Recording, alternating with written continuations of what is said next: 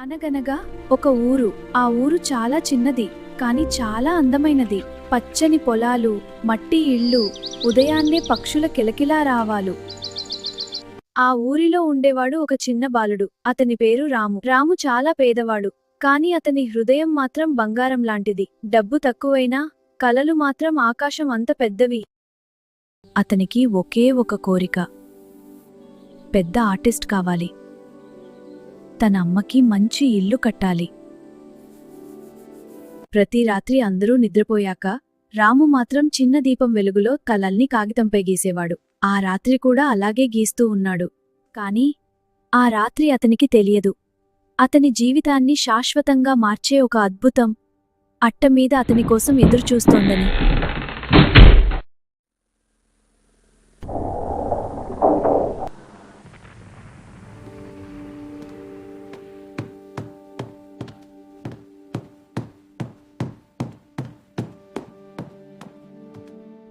అక్కడ మూలలో ఒక పాత పెట్టె మెరుస్తోంది.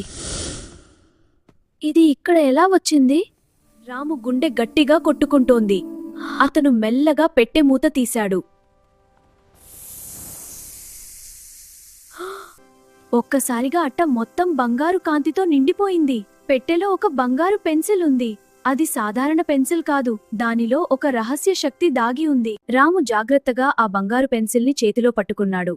అది నిజంగా మాయా కాదా అన్న సందేహం అతని మనసులో తిరుగుతోంది. ఒక చిన్న పరీక్ష చేస్తే ఎలా ఉంటుంది?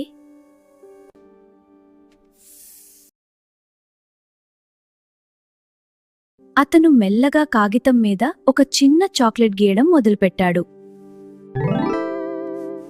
ఒక్కసారిగా కాగితం మీద ఉన్న చాక్లెట్ నిజంగా టేబుల్ మీద పడింది.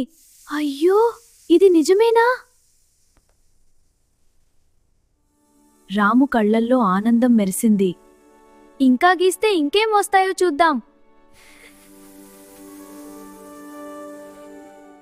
కాని ప్రతి మాయ వెనుక ఒక రహస్యం ఉంటుంది. రాము ఆనందంలో మునిగిపోయాడు. కాని అతని చిన్న కోరిక చాలా పెద్ద ప్రమాదానికి దారితీస్తుందని అతనికి తెలియదు. రాము ఒక్కటే కాదు, మరిన్ని చాక్లెట్లు, బొమ్మలు, వీడియో గేమ్స్ గీస్తూనే ఉన్నాడు. ఇంకా గీస్తే ఇంకా వస్తాయి. కాని అతని ఆనందం లోభంగా మారుతోంది. ఆతృతలో రాము ఒక కామిక్ విలన్ పాత్ర గీశాడు. సరదాగా ఆ గీసిన దొంగ కాగితం నుండి బయటికి వచ్చాడు. ఈ ఇంటి మీద రాము ఒక పెద్ద పాఠం నేర్చుకున్నాడు. రాము తన తప్పు గ్రహించాడు, కాని భయపడలేది. అతను వెంటనే ఒక పోలీస్ ఆఫీసర్ గీశాడు. చింతించక్ బాబూ, నేనున్నాను. రాము ఒక పెద్ద పాఠం నేర్చుకున్నాడు. అతను ఆ మాయ పెన్సిల్ను నదిలో పడేశాడు.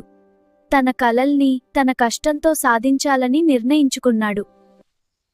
శక్తి ఉంటే బాధ్యత కూడా ఉండాలి. ఈ కథలో నీతి.